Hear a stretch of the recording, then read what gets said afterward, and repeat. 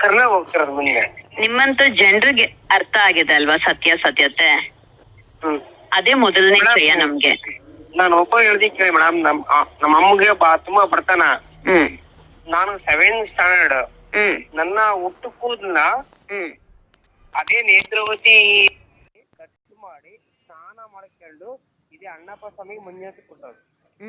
Madam, ಯಾರೊಬ್ರು ಕೂಡ ದೇವ್ರ ಬಗ್ಗೆ ನಂಬಿಕೆ ಬಗ್ಗೆ ಯಾರು ಇದು ಮಾಡಿಲ್ಲ. ಬಟ್ ಕೆಲವೊಂದು ಒಬ್ರು ಹೇಳ್ತಿದ್ದಾರೆ. ನವೀನ್ ಕೂಡ ಮಂಡ್ಯ, ಅವರಿಗೆ ಕರೆಕ್ಟಾಗಿ ಕೊಟ್ಟಿದ್ದೀನಿ ಉತ್ತರನ ಮೇಡಮ್. ಯಾರು ಅವನು ನವೀನ್ ಗೌಡ? ಗಂಟಂಗಿನ ಅವನು ಸ್ವಂತ ಸಾಕ್ಷಿ ಬಂದ್ರೆ ಗಂಟಂಗಿ. ಹಾಕ್ಲಿ ಬಿಡಿ, ಏನೇನು ಹಾಕ್ತಾರೋ ಹಾಕ್ಲಿ ಬಿಡಿ. ನೀವೆಲ್ಲ ಕಷ್ಟಪಟ್ಟಿದ್ರೆ ಅಂತ ಚೆನ್ನಾಗಿ ಗೊತ್ತಿದೆ. ನಾವು ಹೋರಾಟ ಮಾಡೋಗಿದೆ ಆಯ್ತು. ಅಟ್ರಾಸಿಟಿ ಕೇಸ್ ಮಾಡಿದ್ರು, ತಡೆಯಾಜ್ಞೆ ತಂದ್ರು, ನಾನಾ ಥರ ಸುಳ್ಳು ಕೇಸಸ್ ಹಾಕ್ತಾರೆ ಎಲ್ಲರ ಮೇಲೇನು. ಸೊ ಅದು ಕಾಮನ್ ಅವ್ರಿಗೆ, ಅದು ಹೊಸದೇನಲ್ಲ. ಅವ್ರಿಗೆ ದುಡ್ಡಿದೆ, ಕಾನೂನು ಕೊಂಡ್ಕೊಂಡ್ಬಿಟ್ಟಿದ್ದಾರೆ ಅನ್ಸುತ್ತೆ ಗೃಹ ಇಲಾಖೆನ. ಅವರು ದುಡ್ಡಿನ ದರ್ಪದಲ್ಲಿ ಮೆರೆಯೋದು ಬಾಬಾ ಸಾಹೇಬ್ ಅಂಬೇಡ್ಕರ್ ಕಾನೂನನ್ನ ಯಾವುದು ಕೂಡ ಕಾಣಕ್ಕಾಗಲ್ಲ.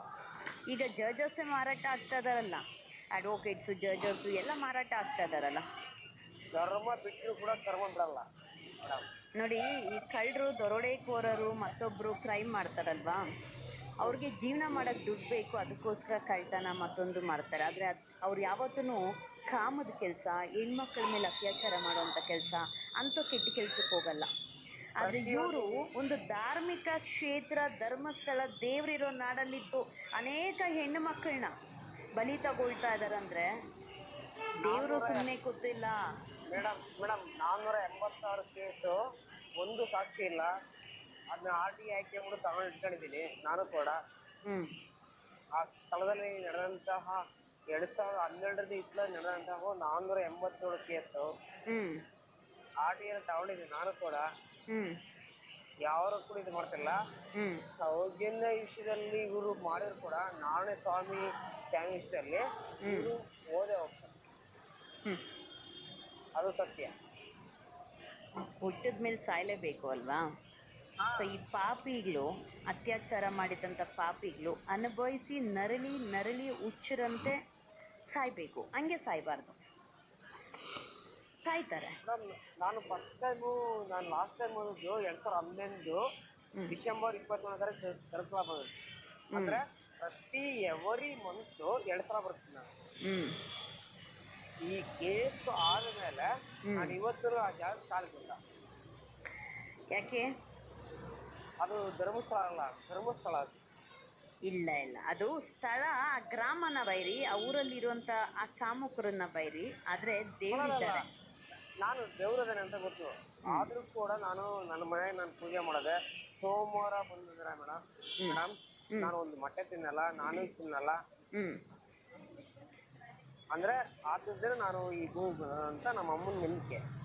ಬಂದು ಶಿವನ್ ಭಕ್ತರು ಅಂತ ಮೊಟ್ಟೆ ತಿನ್ನಲ್ಲ, ನಾನ್ ವೆಜ್ ತಿನ್ನಲ್ಲ. ಆದ್ರೆ ಅವ್ರು ದಿನನಿತ್ಯ ನಾವು ನಾನ್ ವೆಜ್ ತಿನ್ನಲ್ಲ, ನಾವು ಮಾಂಸಾಹಾರಿ ಅಲ್ಲ, ಸಸ್ಯಾಹಾರಿ, ನಾವು ಅಣಬೆ ತಿನ್ನಲ್ಲ, ಭೂಮಿಯಲ್ಲಿ ಬೆಳೆಯುವಂತ ತರಕಾರಿಗಳು ತಿನ್ನಲ್ಲ ಅಂತ ಹೇಳಿ ಹೆಣ್ಣಿನ ದೇಹದನ್ನ ತಿನ್ಕೊಂಡು ಬದುಕ್ತಾ ಇರುವಂತ ನರ ರಾಕ್ಷಸರು ಅವರೆಲ್ಲ. ಕೀಳು ಮಟ್ಟದ ವ್ಯಕ್ತಿಗಳು, ಅವ್ರಿಗೆ ಬರಬಾರ್ದ ಗತಿ ಬಂದು ಸಾಯ್ತಾರೆ ನೋಡಿ. ಅಲ್ಲಲ್ಲ, ಖಂಡಿತ ಇದು ತಾತ್ಕಾಲಿಕ. ನಾಳೆ ಹೋರಾಟ ತಾತ್ಕಾಲಿಕ ಅಷ್ಟೇನೆ. ಅದನ್ನ ತಪ್ಸಕ್ಕೆ ಯಾರಾಗಲ್ಲ. ಯಾರಿಲ್ಲ. ಇದೇ ಅಣ್ಣಪ್ಪ ಸ್ವಾಮಿ, ಮಂಜುನಾಥ ಸ್ವಾಮಿನೇ ಎಲ್ಲರಿಗೂ ಬಲ ಕೊಟ್ಟಿರೋದು. ಹೌದು. ಧರ್ಮ ಅಧಿಕಾರಿ ಕೊಡ್ತಿಲ್ಲ. ಧರ್ಮ ಅಧಿಕಾರಿಗೆ ಯಾವನ್ರಿ ಅವ್ನ್ ಧರ್ಮ ಅಧಿಕಾರಿ? ಅವನ ಹೆಸರು ಹೇಳಕ್ಕೆ ಹೇಗಿದ್ದೀನಿ ನನಗೆ. ಧರ್ಮದ ಹೆಸರಲ್ಲಿ ಅಧಿಕಾರಿ ಅಂತ ಪಟ್ಟ ಕಟ್ಕೊಂಡಿರೋದು ಯಾವನ್ರಿ ಅವ್ನ್ ಧರ್ಮಾಧಿಕಾರಿ? ದೇವರ ಮುಂದೆನಾ? ಕರ್ಮದ ಮುಂದೆ ಅವ್ನ್ ಕರ್ಮದ ಅಧಿಕಾರಿ ಅನ್ಸುತ್ತೆ. ಕರ್ಮ ತುಂಬಿಕೊಂಡಿರುವಂತ ಅಧಿಕಾರಿ. ಅದು ಕರ್ಮಸ್ಥಳ ಅಂತ ಹೇಳಿದೆ. ಬಟ್ ಕರ್ಮದ ಅಧಿಕಾರಿ ಅಂತ ಹೇಳ್ಬೇಕಾಯ್ತು. ಇರ್ಲಿ, ನಿಮ್ಮೆಲ್ಲರ ಬೆಂಬಲ ಸೌಜನ್ಯ ಆಗ್ಲಿರ್ಲಿ, ಎಲ್ಲ ಒಳ್ಳೇದಾಗುತ್ತೆ. ಅತಿ ಶೀಘ್ರದಲ್ಲೇ ಮತ್ತೆ ಹೋರಾಟ ಬರುತ್ತೆ. ಪರವಾಗಿಲ್ಲ, ಹೋರಾಟ ಆಗಿಲ್ಲ ಅಂದ್ರೂ ಸೌಜನ್ಯ ಮನೆ ಮುಂದೆ, ನಮ್ ಸೌಜನ್ಯ ಇರುವಂತ ಜಾಗದಲ್ಲಿ ಮೌನವಾಗಿ ಕುತ್ಕೊಳ್ಳೋಣ, ಮೌನ ವ್ರತ ಮಾಡೋಣ. ಇದಕ್ಕಿಂತ ಬೆಸ್ಟ್ ಯಾವ್ದಲ್ಲ ಮೇಡಮ್. ನಾವು ಒಂದು ಮಾತಾಡಂಗಿಲ್ಲ, ಸುಮ್ಮನೆ ಮೌನವಾಗಿ ಕುತ್ಕೊಂಡ್ರ ಸೌಜನ್ಯ ಎಲ್ಲಿ ಆತ್ಮ ಇದೆ ಆ ಜಾಗದಲ್ಲಿ ಎಲ್ಲಾರು ಮೌನವಾಗಿ ಕುತ್ಕೊಳ್ಳೋಣ. ಬನ್ನಿ ಎಲ್ಲಾರು, ನಾನು ಸ್ಥಳದಲ್ಲಿ ಇರ್ತೀನಿ. ಸರಿ ಮೇಡಮ್. Okay, thank you.